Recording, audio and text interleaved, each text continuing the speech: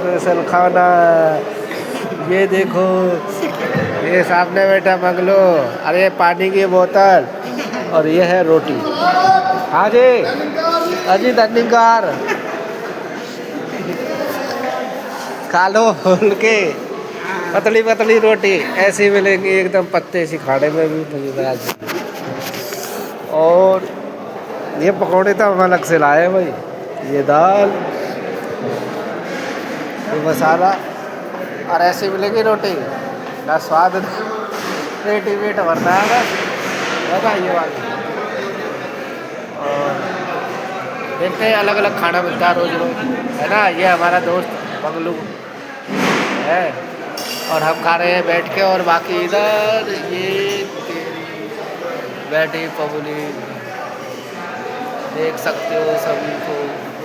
चलो ठीक है, हम खाते हैं फिर बात करते हैं बात।